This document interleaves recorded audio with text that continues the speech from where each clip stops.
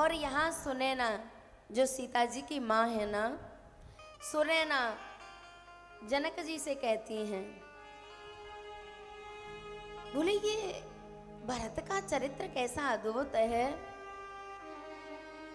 कही समय सिर भरत गते, रान सुभान सयान।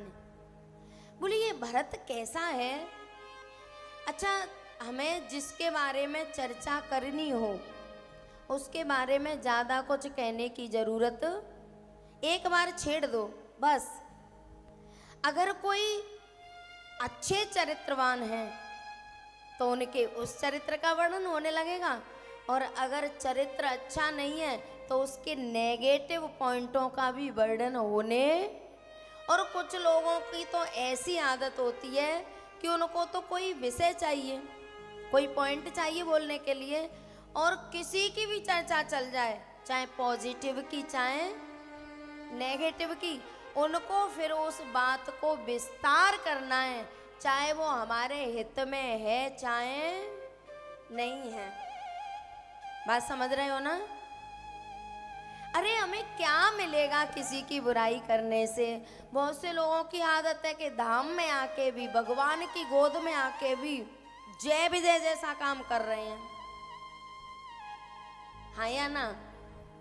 जय विजय बैकुंठ में रहते थे ना, और बैकुंठ में भी नजरें बदली और नजारे बदल गए, किश्ती का रुख बदला और किनारे। वैकुंठ में रहने वाले भी, हरदम भगवान के सानिध्य में रहने वाले भी, जैसे ही उनकी संतों के प्रति दृष्टि बदली तो उनको राक्षस बनना पड़ा। और ये चित्रकूट भी तो वैकुंठ है, वहां भी भगवान रहते हैं और यहाँ भी भगवान रह रहे हैं। और यहाँ भी आके अगर हम एक दूसरे की निंदा स्तुति करते रहेंगे तो हमें भी राक्षस बनना पड़ेगा, हमें भी राक्षस बनना पड़ेगा। सुनैना ने थोड़ा सा कहा, बोली ये भरत। इतना सुनते ही तो जनक जी की आंखों में आंसू आ गए, आंखें बंद कर ली। बोली महाराज मुझे थोड़ा जनक के बारे में, सॉरी भरत के बारे में थोड़ा सा चर्चा कर दीजिए। जनक जी ने कहा, भरत महिमा सुन रानी। भरत की महिमा सुनना चाहती हो? बोले हाँ। बोले भरत की महिमा को कोई जानता ही नहीं है। बोले कोई नहीं जानता? बोले नहीं। बोले राम भी नहीं जानते? बोले राम जानते हैं लेकिन उसका वर्णन नहीं कर सकते।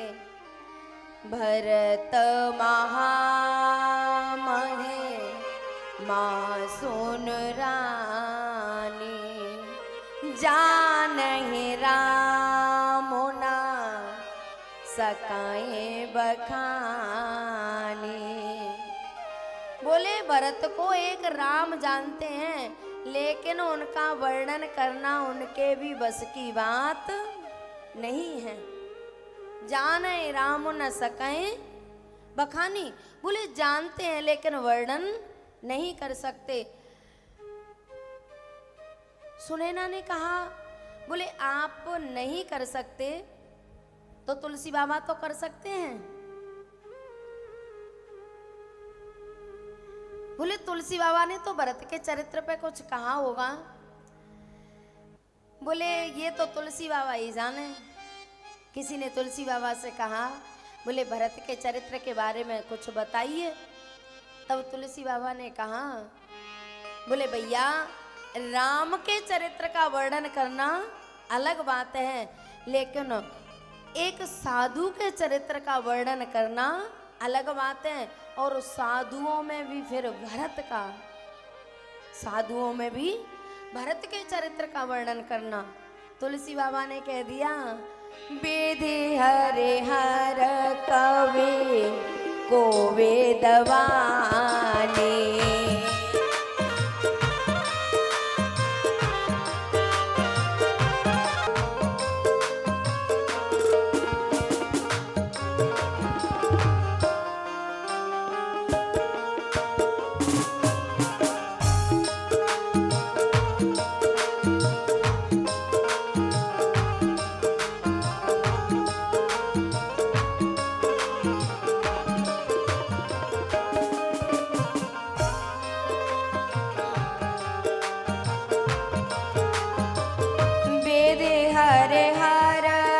कवि कोविद वाणी।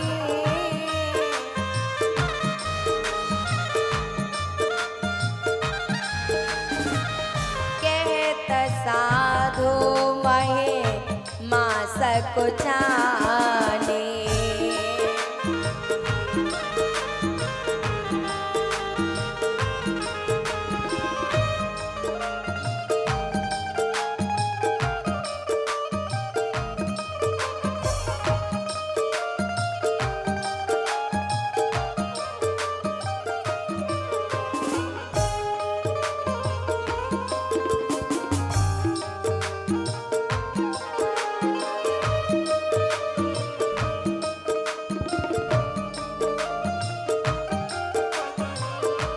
सोमोसन कहे जाए न कैसे।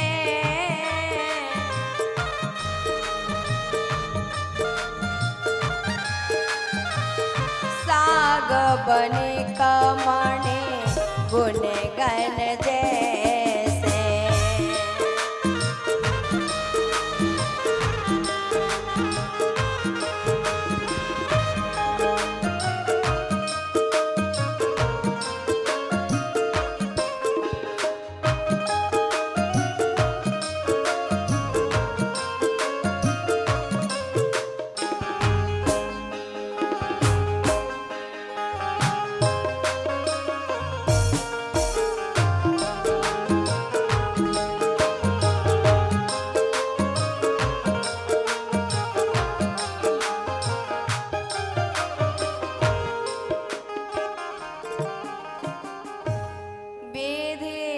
हरिहर कवि कोविद वाणी।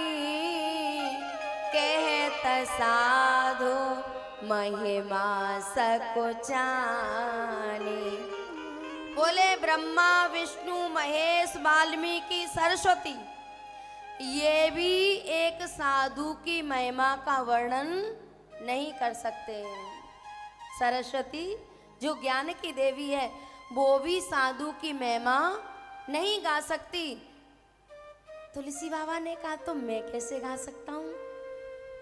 सोमोसन कही जाए न कैसे, साग बनिक मन गुण गन जैसे।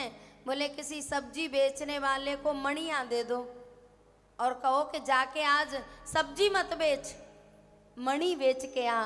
क्या वो मणियों का मोल भाव कर पाएगा? नहीं कर पाएगा। राम की कथा कहना, राम की चर्चा करना अलग बात है, राम का चरित्र लिखना अलग बात है, लेकिन साधु का चरित्र लिखना विद हरिहर कवि कोविद वाणी, उनके भी बस की बात नहीं है। मैं नहीं बता सकता।